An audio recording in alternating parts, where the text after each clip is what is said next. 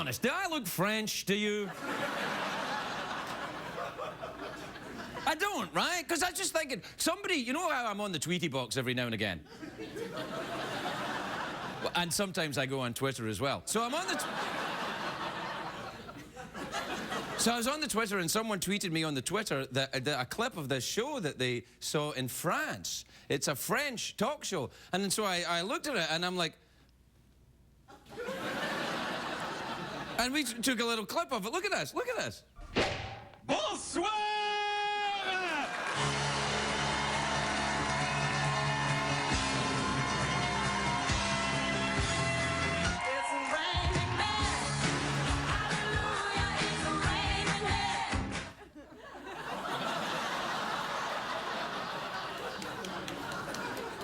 Things. One, great song. Two,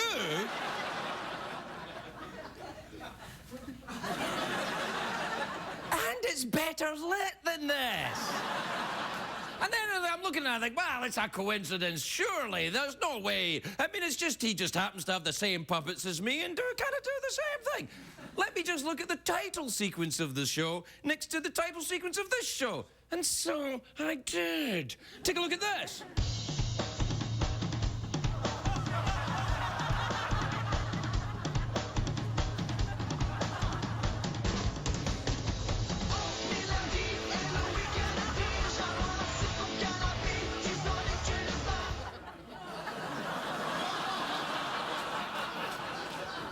Things. One, great music. Two, what the ooh la la? What's going on? Listen, if you're gonna steal from a show, what about a good show like Lost or The Wire or something like that? Don't steal from this show. That's like taking pants from a hobo. You can't steal from us. We don't ooh la la. Have anything. We'll be back in a minute.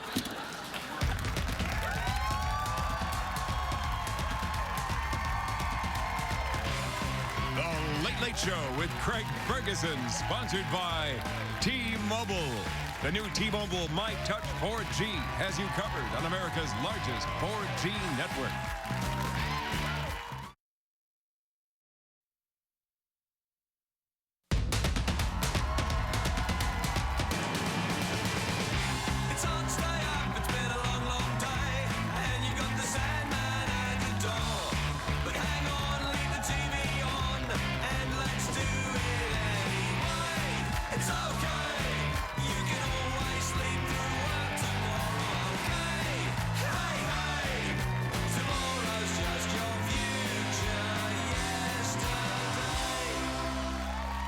Ladies and gentlemen, Craig Ferguson.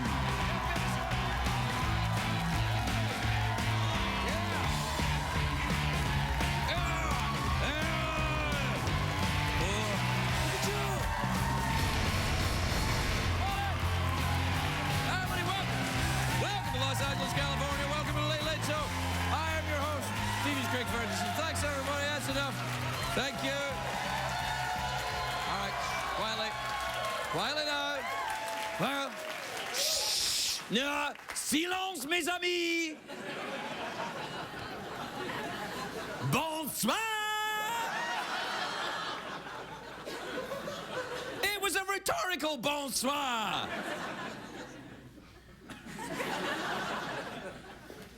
Guess what? I don't know how to say that in French. It's a great day for America, everybody. It's a great day for us here at CBS. First of all, we're going to sue those French bastards. Secondly, yeah, you're going to meet some good old-fashioned American lawyers, buddy. Very tense, actually, here this weekend at CBS. It's true that Television City here, someone sent an envelope with mysterious white powder to the studio. And people thought it might be dangerous, and then the cops were trying to test it, but Charlie Sheen snorted it before we could get here. But Charlie seems like he's in a good mood. Put the hooker in the closet. Very very sad news for the Minnesota Vikings. They fired their head coach. It's very sad. The worst part, the news was texted to him by Brett Favre. And here's something to remember me by. In your pants. In your pants. I had a great weekend this weekend. I did a couple of stand-up comedy shows in Nashville and Tennessee. I love Nashville. It's my kind of town. Wait. Don't do that. Anyway, my kind of town is Chicago. That's my kind of town, Chicago. Nashville needs its own song, like Ellie is my lady, or New York, New York. I'm writing a song. Nashville, Nashville, it's where I got my rash, Jill. Seriously, you might want to get tested.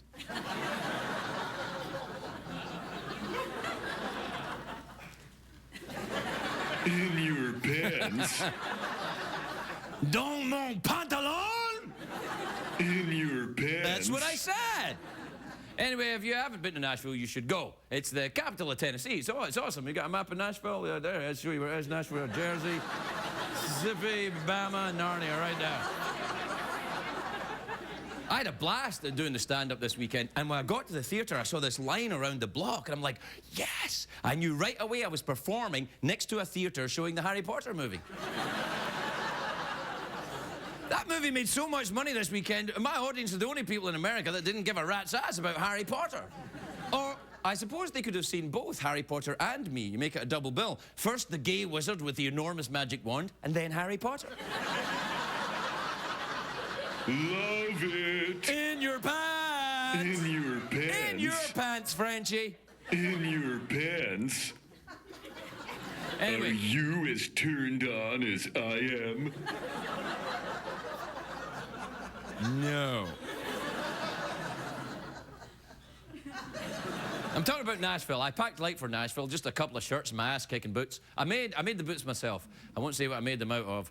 Let's just say my house is a couple of ferrets lighter.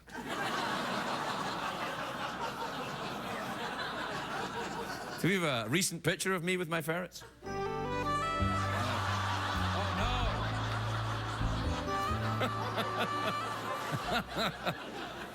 It's a joke, all right? It's a joke, ferret-loving, Ren-Fair crazy people.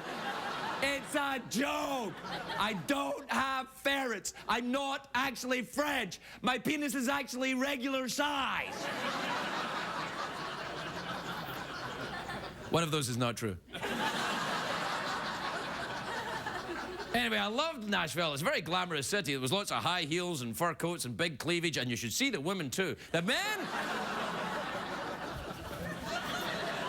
men in Nashville all wear these big, giant belt buckles, which is not something I would do, because you wear a big, giant belt buckle, everything around it kind of looks smaller.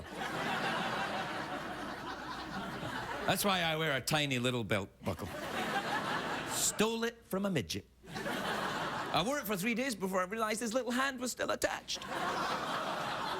No, I felt... I'm sorry, Tom Cruise, I said. It's a joke. I didn't steal a midget's belt, and Tom Cruise wasn't hanging onto my pants. One of those is not true. Nashville, anyway, Nashville is fantastic. It reminds me of Hollywood, but less evil. And everyone in Nashville is friendly. Even at the airport, the TSA agent, before they give me the pat down, they kiss you right on the lips. And then after my show on Saturday, I went to this street in Nashville, this section called Broadway. And the people I was with, they wanted to go into bars. I didn't want to go in, but they wanted to go in. It's got all these bars and honky-tonks up there. Glenn Michael sings about it in the song Rhinestone Cowboy. He's going, Broadway. What? Glenn Michael? Did I say Glenn Michael? It's Glenn Campbell. Yeah, you're probably thinking, who the hell is Glenn Michael? All right, I'll tell you. This is not a scheduled piece of information, but you probably should know. Glenn Michael was a guy that used to have a cartoon clip show in Scotland in the 1970s. That's true. No way. Yeah, right, that's true. And he used to have these puppets, and he danced in a fountain at the beginning, and...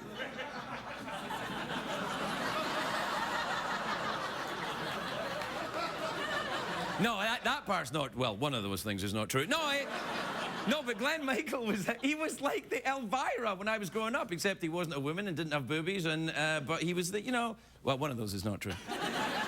Anyway, Glenn Campbell sang about Broadway and Rhinestone Cowboy. That's what I'm trying to get to, if you'd stop interrupting, you French bastard.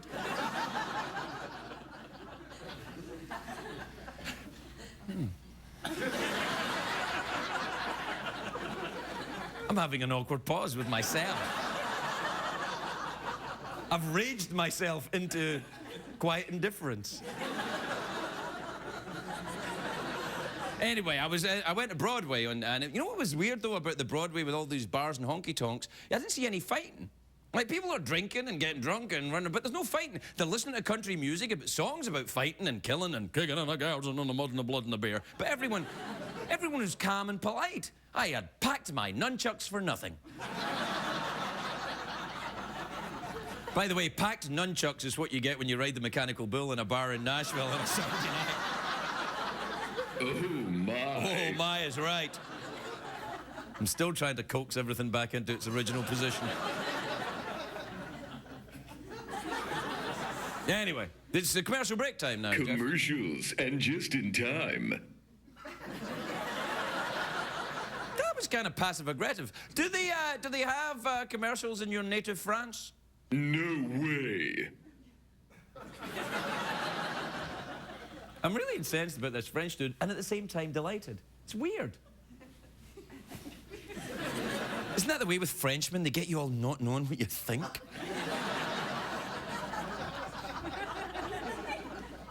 Right, well, we've got to take a commercial break, and when we come back, sublime. It's a French word. Don't really know what it means.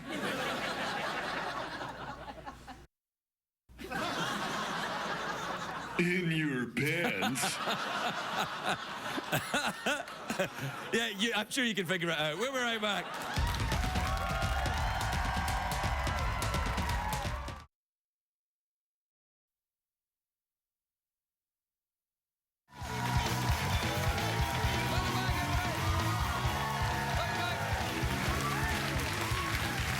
Welcome back to Le Show Française. Je m'appelle, what's the guy's name again? Arthur S-Bag.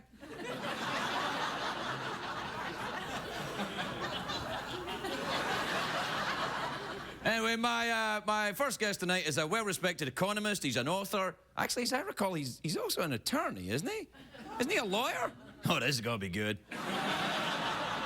He's a good friend of the show. He's a friend of mine. Please welcome Ben Stein, everybody.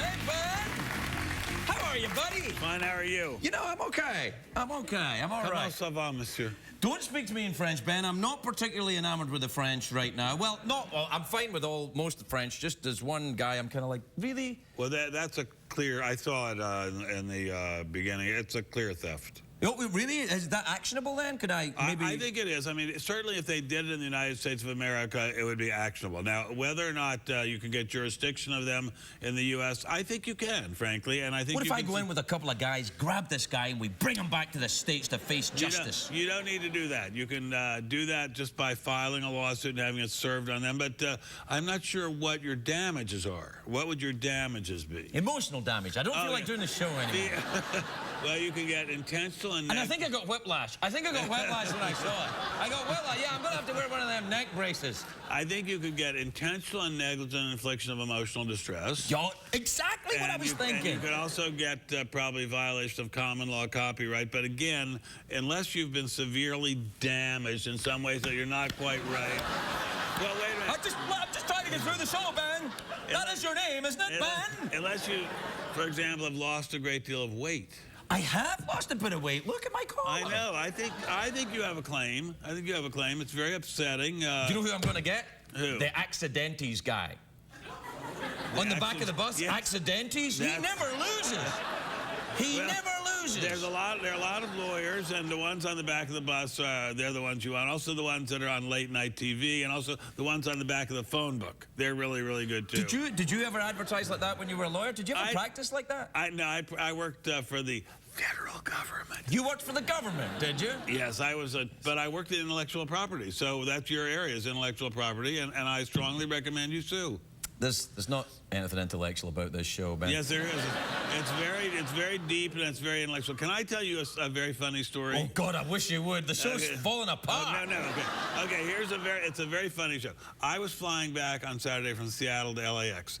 Got on the plane. Flight attendant says to us, "If any of you have any nuts, and what you're planning to eat them, don't eat them. You can't even take them out of the bag because there's somebody in the back of coach who is allergic to any atom or molecule of nuts and will go into a seizure if you even open a bag of nuts 40 rows away."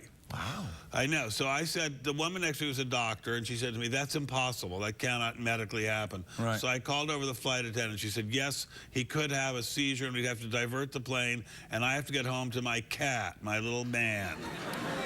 And I said, "Well, wait a minute." I said, "You can't tell the rest of us whether or not we can eat nuts." And she said, "Don't you have any compassion for this guy?" So anyway, so then they serve the meal. This is on Alaska Airlines. Yeah. And they serve a little prayer card with the meal on Alaska Airlines. Right. And it's a psalm from the Bible. Right. And she says to me before she puts mine down, she says, was it one of those nutty psalms? No. But she says, "You're probably not going to want to say the prayer, are you?" And I said, What do you mean? Why? She said, "Because you had so little compassion for that person about the nuts." And I said, "Well, you just passed out a bag of pretzels, and it said on the bag that there was baked in peanut oil. So you're trying to kill this kid." So anyway, so when I got off the plane, a young kid comes up next to me and says, "Did you see that? Did you see that?" And I said, "What is?" A friend of mine just pranked the flight attendant and made her think that he was going to die if you opened some nuts. No, you know what I would do in this situation, Ben? Sue the bastards. Exactly, Sue the bastards. You could be one of those. You know what? The only nut story I have is once I was traveling on first class. I wasn't traveling for CBS, and but I was traveling to London, and the flight attendant came over, and it was British Airways, and she came over with a little dish, and there was peanuts and stuff on it, and she said, "Warm nuts," and I said, "No, I'm just happy to be in first class." No, it's though, I love to fly. I fly all the time, and I love to fly. Are you getting hassled with this new TSA thing that they're doing? No, not at all. And as you said to me, as long as they take me to dinner or anything like that, that's fine. No, I love flying because it's sort of like you have no responsibilities. We have 4 dogs and 6 cats. The 4 dogs are all wildly incontinent, if you know what I mean. Yes, and that means they poop whenever they like. Right, and some of them sleep in bed right next to me. They sleep in bed next to you? Yes, and they Are you incontinent and blame it on the dogs, Ben? and they wake me up with their incontinence, let us say. Poopiness? Yes, and on the airplane, there's none of that because dogs aren't allowed on the airplane, so I have a break from having to clean up from the dogs. Ben. Yes. Ben. Yes. You make the money in your house, don't you? Yes, I do. You don't have to have the dogs sleep in the bed if they're in bed, Ben. But the dogs are my whole life. I love the dogs. I can't help it. I love them. I love them. You can love someone without letting them poop on you. Do you hear me, Germany? So that's the French and the Germans then. We're screwed, right? Okay. Take that, CBS Foreign Sales. Okay.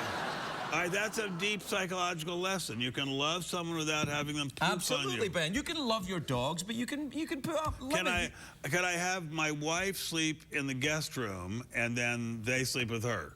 You can do that, but if you can arrange that, you'll probably not be married that long, and you're more persuasive than I think you are. My wife is a very, very sound sleeper. She really does not wake up. So she doesn't wake up even if a dog poops on her? Not right next to her. She's and she's the kindest-hearted person in the world, so she wouldn't get mad or upset or anything. She's the most kind-hearted person in the world. Well, let me ask you something. This may seem like an odd question and maybe a little personal, but let me ask you, do you smell bad? Well, I hope I don't smell as bad as dog poop. Well, maybe, but that's what I'm thinking.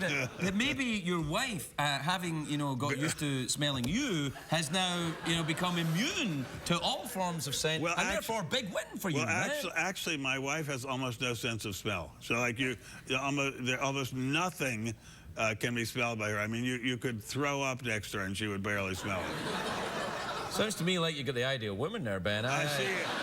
She is a living, breathing saint sent from heaven. A living, breathing saint sent from heaven. I mean, I've never met anyone with no sense of smell before. But if she was on an airplane and they said, hey, don't eat nuts, would she have compassion for the nut person? She would just say, give me a drink and shut up. She drinks? Well, I don't want to get into that too much. All right. How have you been otherwise, Ben? What's going on? Have you written any of those books or get your eyeballs fixed or anything? Whatever the hell you've been doing?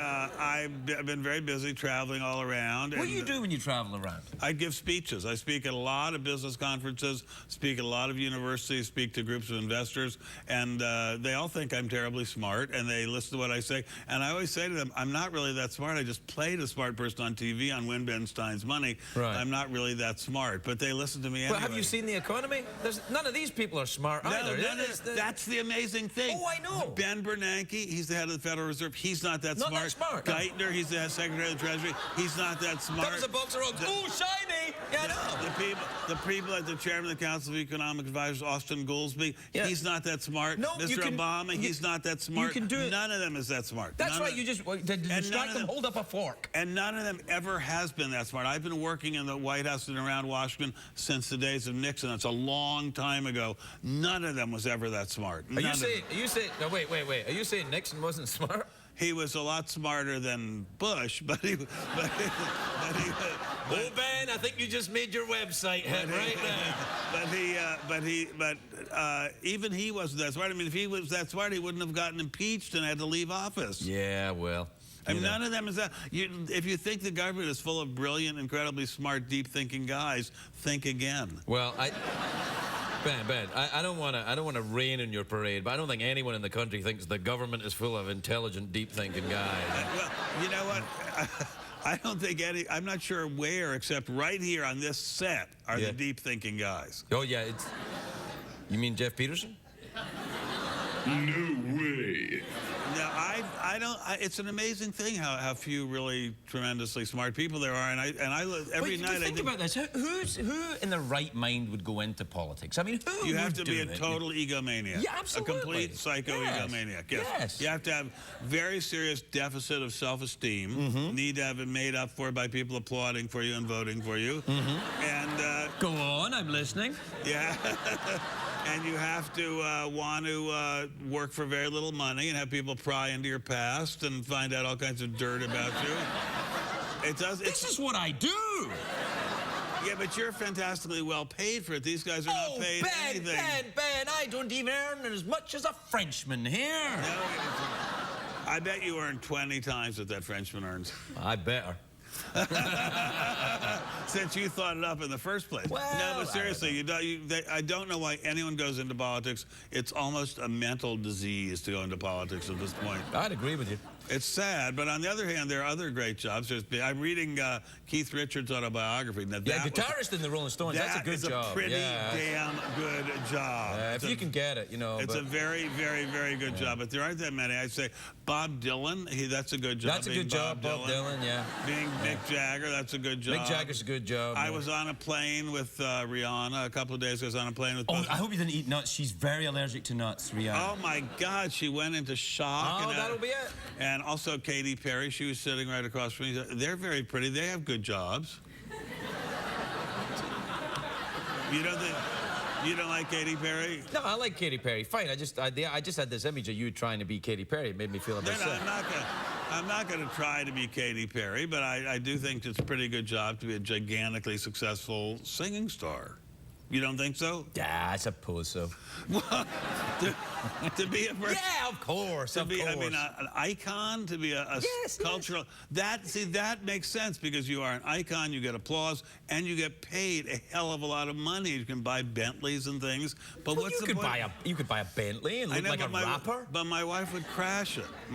Your wife died. Don't say your wife would crash the car, Ben. She's not a great driver. She might not be able to smell. So what? She's not a great driver. Well, people who can't smell can't drive. Do you didn't know that? Why? They're like, No, she doesn't even drive. So she's an incredibly good-natured human being. She's the best person on the planet, but she really can't drive. well, we've got to leave it at that. We're out of time. But beer? Fancy a harmonica or an awkward pause? I would like, what is a harmonica? All right, then. I would like a harmonica. Well, as we call it in the show, a mouth organ. Oh, I like that. Can you play it the way Bob Dylan did? Oh, sure. Are you getting ready? There you go. Here's a fresh one for you. Well, wait, I can't play it. I thought you were going to play it. No. You're going to play it, Ben. I have no idea about Come on, use that I have breath. no idea of how to play it. Come on, just suck and blow with the organ. You know how to do that. Okay. Put the organ in your mouth and then blow and then suck. You ready? That's- 1, 2, Well, 1, what 2, are we 3. doing here? Knock it off. Well, this is like the beginning of a great Bob Dylan song, The Lonesome Death of Hattie Carroll. Does anyone in the audience remember that song? No one, no. Ben Stein, everybody. We'll be right back.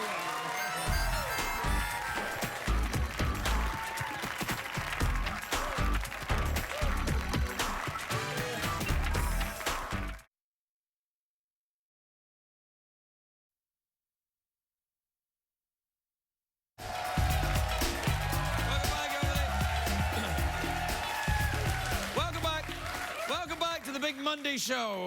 My next guest is here and is a doctor. I know. I also am impressed. She stars on a show called The Doctors. It all begins to fall into place, I think you'll agree. Take a look at this. Well, we have the latest and new personal massagers, and I bet you guys don't know. You may know how this works. This is a cone personal massager. It's for clitoral stimulation. So you can do it to yourself, or you can involve a partner in on the fun. I still don't understand how it works. You can sit on it. You can back up against it on a wall. And your Men partner can use enjoy it. it. Whoops. I know one thing right now. I need this show.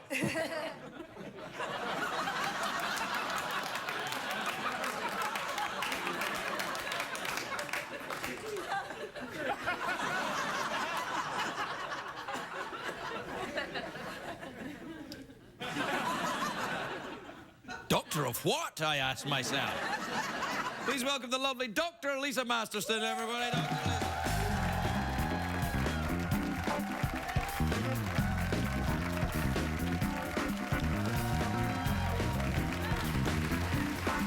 Dr. Lisa. Hello, Dr. Lisa. How are you, dear? You look sensational. Oh, thank Just you. sensational. You look fantastic. You look fantastic, too. Well, you see, you can't tell lies if you're a doctor. You're not allowed. Not at all. Are you allowed to tell lies? Can you tell patients lies? Like, oh, no, it looks just normal like everybody else's? No, you may want to lie about that personal massager, though. Kind of What does looks that like... do with a personal massager? How is that related to doctoring? Well, because sex, it really helps a lot with decreasing your, stress, increase your immune system, help your relationships. It's actually really important. That's why we talk about it a lot. So on you're the talking about show. sex with your partner, then? Sex, well, or with yourself. Because it releases all those good endorphins, those hormones, all that good stuff. Slow down, doctor. I'm jazzed about No, this sex stuff. slow down. Okay. So what you're saying is that a personal massager is for health? You would recommend that as a Yes, something? absolutely, 'cause you get in touch with your You're a body. ladies' doctor, Right, aren't I'm a you? gynecologist. That's what I meant. And Yeah, I'm and so you know your way around that mystery area. Exactly, and that's the idea, to show men and women around that mystery area, to get in touch with it, because that helps you with sex, better relationships, because you can agree with me on this, and I'm pretty sure you want to promote this, is that we want a good lay for America, don't we? Oh, sweet. Well, I don't know for legal reasons if I agree.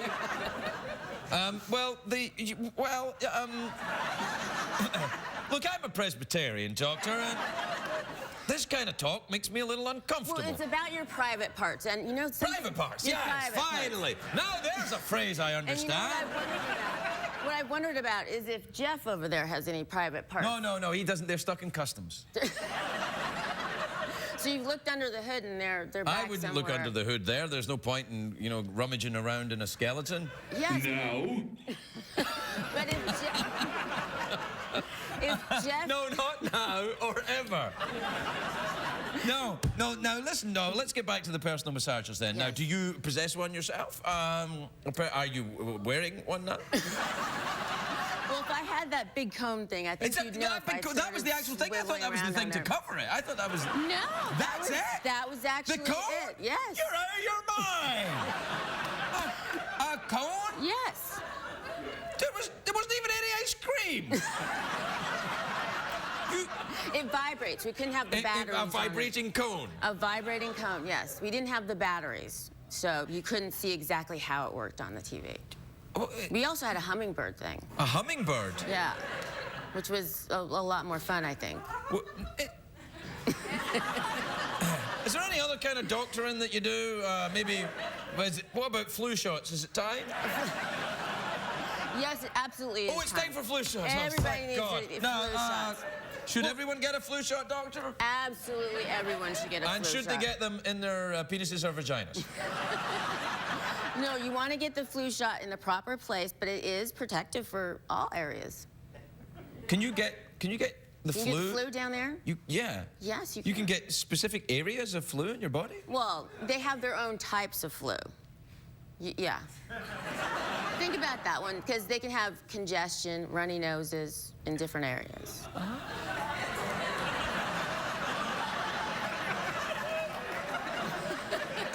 I'm very uncomfortable with this. What about, did you read in the news last week that the city of San Francisco is considering banning circumcision for Yeah, penises? and again, you know what, that's a personal choice. And I talk to my patients as an obstetrician, I talk to my patients a lot about this.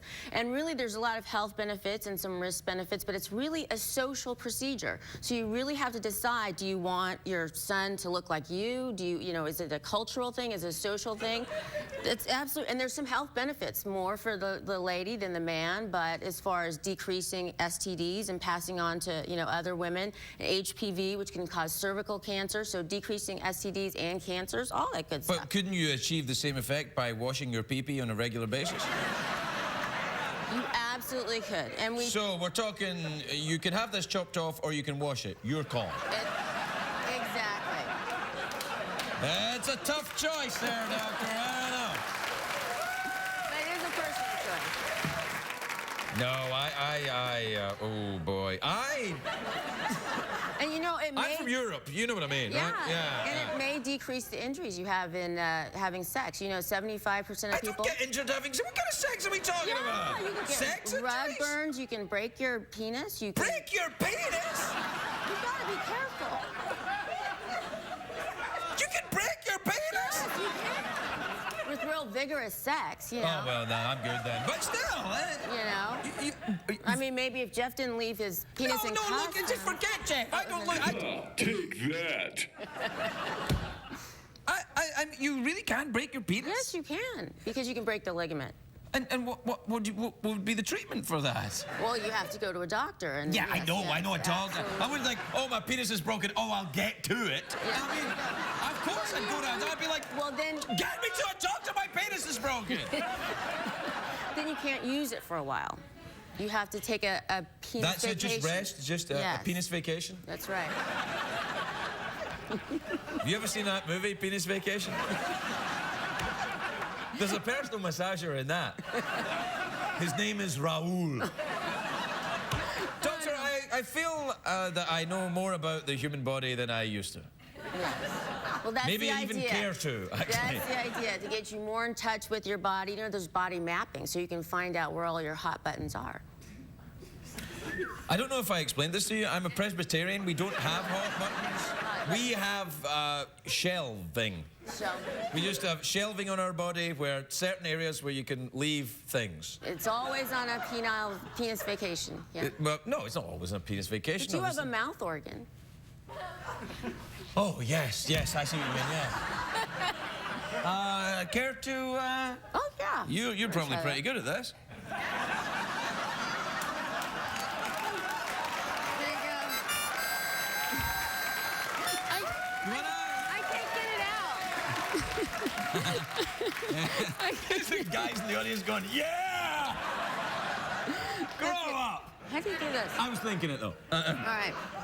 So, mouth organ. Yeah, no, mouth organ. So, you know, imagine... just, you know... Yeah? Yeah. You ready? Yeah.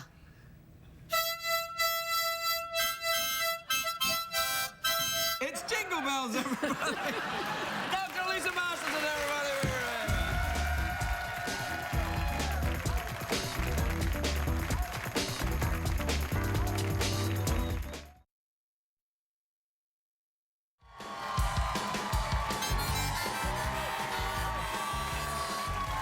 Welcome back, everybody!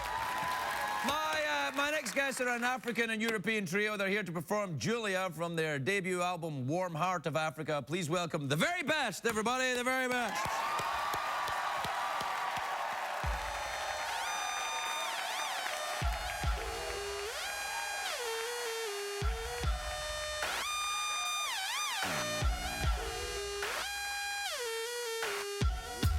Ananipatsa chikondi chosowa mwanakazi ine chitima kudabi monga wakungu kulepela kupenya ine mchitsimu chitenga masowa ndinabusa ndi mtima wanga ouma monga mwala ine kukwalala posindikira linali tsiku kakwao kumangoni ine kawabi Julia, Julia, usate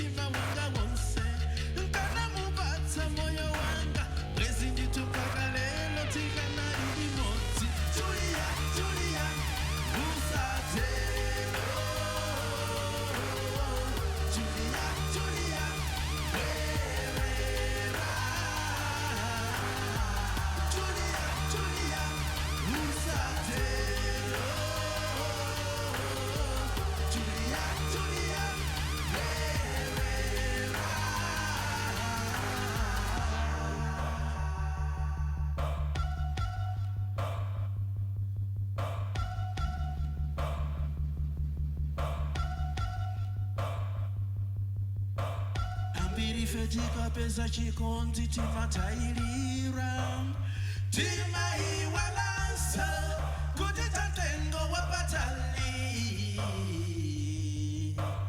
ukapesa chikondi chofunika kuti samalira poti monkatira ndati sichichedwa kusweka Julia, Julia, usate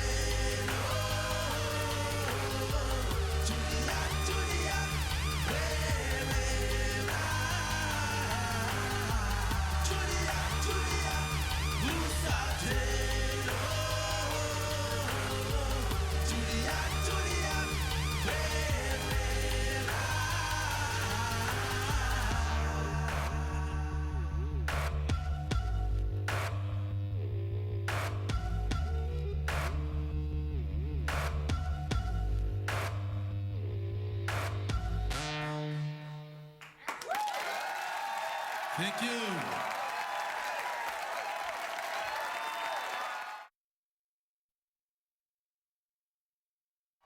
If you're going to be in the Los Angeles area and would like to attend a taping of The Late Late Show with Craig Ferguson, please call 323-570-0059 or visit oneiota.com. What did we learn on the show tonight, Craig?